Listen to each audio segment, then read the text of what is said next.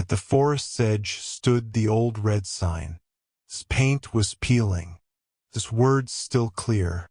The forest swallowed Oohdemie the moment he stepped inside. He tried to turn back, but something was pulling him in. The air changed, cooler, heavier. Behind him, the city market sounds faded. Laughter, voices, life itself. Ahead, only trees, tall, crowded trees. Watching him, every step he took sank into damp earth. Roots twisted like sleeping snakes beneath his feet. Branches scratched his arms like claws. He told himself not to run. Running made noise. Noise attracted attention. But the forest was never silent. Leaves rustled when there was no wind. Twigs snapped where no one stood. Something moved, always just out of sight. Oohdemie's heart pounded so hard it hurt. He passed the old red sign again, deeper inside now. His paint looked darker in the shade, almost wet. Someone had scratched lines through the wood beneath the words. As if counting, he whispered Mabel's name under his breath.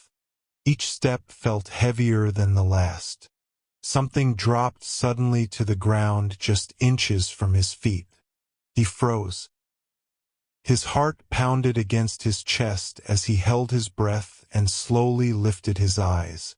It was only a bird, perched high in a tree, pecking at its meal. He breathed out sharply, collected himself and continued walking. Slowly, branches tore at his skin. His lungs burned. His vision blurred with tears he did not remember shedding.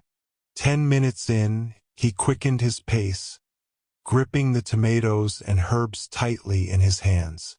He had to reach the other side of the forest as quickly as possible.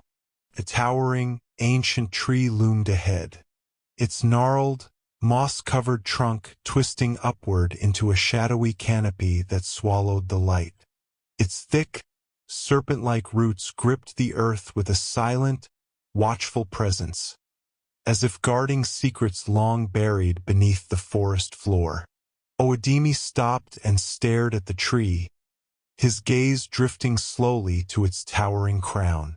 The canopy felt strangely familiar, unlike any other, and he realized it was the very one he had seen rising above the forest from his backyard over the years. That realization stirred a surge of confidence within him, and he picked up his pace.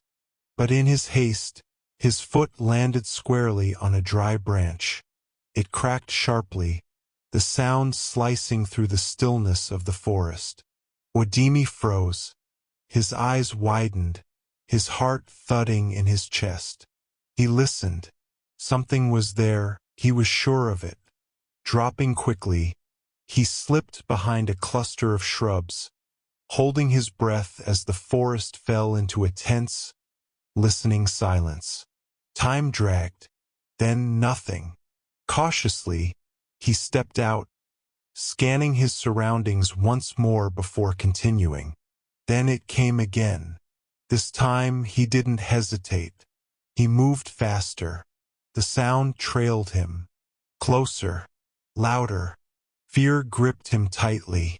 Oohdemie broke into a run, then a sprint, his legs pumping wildly as he raced forward, refusing to look back, as if something unseen was closing in behind him. Something was chasing him now, fast, far too fast to be human. His foot struck a hidden stump, and he went crashing to the ground with a cry. Tomatoes and herbs scattering across the forest floor. Pain shot through his leg as he struggled to rise, but it wouldn't hold him. Leaves crunched closer, then something large appeared. It stood still, right next to him. Oohdemie squeezed his eyes shut. He braced himself for the worst. Why had he ever thought this route was a good idea? He thought of Mabel, weak, lying at home, He thought of Okon, waiting with growing worry. They were his family, and a chilling question crossed his mind. Would he ever see them again? The questions raced through his mind at lightning speed, leaving him dizzy and triggering a sharp, sudden ache in his head. Then, out of nowhere, a voice rang out, "Shadow!" Oohdemie stayed frozen, eyes shut, breathing in shallow, careful bursts. Then footsteps. He slowly opened his eyes, turned his head, and looked up, blinking through tears, into the face of a huge black dog. A soft glow broke through the trees as a man stepped forward, carrying a lamp. His expression was calm, kind, almost reassuring. "Who do we have here?" he asked with a gentle smile. "It's not every day we find someone wandering through this forest." He signaled for Shadow to step back, then reached down and helped Oohdemie to his feet. Still shaken, Oohdemie stammered as he explained he was only trying to get home, to his ailing mother. That's when he noticed the tomatoes, the herbs, all scattered across the forest floor. Oohdemie's heart sank.